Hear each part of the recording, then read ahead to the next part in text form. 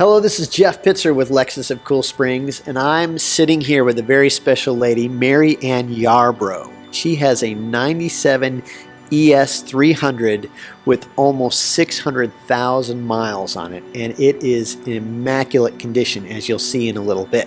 When did you actually purchase this vehicle? We purchased this vehicle in the year 2000.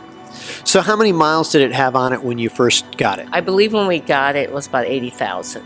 80,000. So that means you put over 500,000 miles on that car. Yes, mostly my husband did that.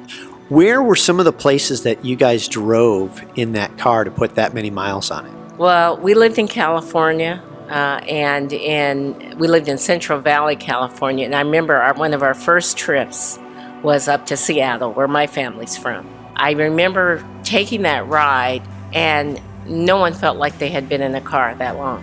And we were just amazed.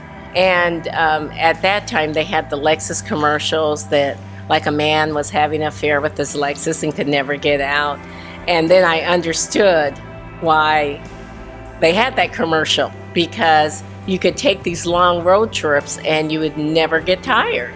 You would, usually your legs would be cramping, but however they designed that car, it was the most relaxing ride. What's your favorite part of the car? Well, really what I loved about the car is the outside look of the car. It never felt like it was an old car. And even before I even turned it in to Lexus, one of our friends detailed it. And I said, "Thank you for giving me a new car," because it felt like it was a new car all over again. So I think it was the outside that always intrigued me, because a lot of times I would get dropped off and then my husband would come back up and pick me up, and I said, "Why is he in that new car?" And I said, "Oh, that's the Lexus." I mean, it was the craziest thing to me. Why did he hold on to this car so long and not trade it in for something a little bit sooner? Well, I do want to say that I kind of encouraged him to trade in the car several times during this. And so we'd go to these car dealerships and we would test drive the car, because a lot of the new cars had a lot of bells and whistles, like the GPS and, everything that you dream about. But they didn't ride like the Lexus. Sure. Like I said, we were so disappointed in all the luxury model cars we got into. And I said, "What are we going to trade it for?" When you have the best, and I hate to say that, you don't trade it, you keep it.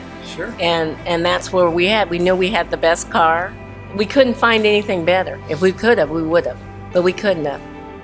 One of the things that I was just really kind of shocked at when I got in your car, and I drove it around just a little bit, was it drove and felt like a new Lexus. I mean, it was incredibly quiet. It was incredibly smooth, very easy to drive. It just feels effortless. And I would expect after almost 600,000 miles that the engine might sound a little rough, or it might, creak a little bit, and it just floated like any Lexus I've ever been in. It was really amazing. I just believe it's a Lexus. I believe Lexuses are real cars, and they're not meant to break down. And like I said, I really thought it was going to take me $1 million, but I felt like it was time for a change. But just because of the car it required so little maintenance. That car was a dream car. Even on my drive from California to Nashville, there wasn't a doubt in my mind that it wouldn't take me there. Tell us a little bit more about your husband. What was he like? Well, he recently, in 2013, in March, he died of cancer, of lung cancer. But he had very much a servant's heart and was always concerned about family and taking care of people. And I think that's why it has as many miles as it is, because he wouldn't hesitate to pick up and make a 3-hour drive to get someone or be kind to someone. Yeah, so it wasn't just really a mode of transportation, but it was really a tool that he used. Definitely. So you said that your husband was very meticulous. What would he do? Did he ever kind of like on weekends wash it or do those types of things? What would he do? Yeah, he's very detail oriented, and he felt like the car was a gift, to him, and he was going to take care of it. And he was like that with the family, that's how he took care of us, and he wanted to make sure we had the best. And he would be extremely grouchy if we didn't have the best. So he just always raised the standard for me.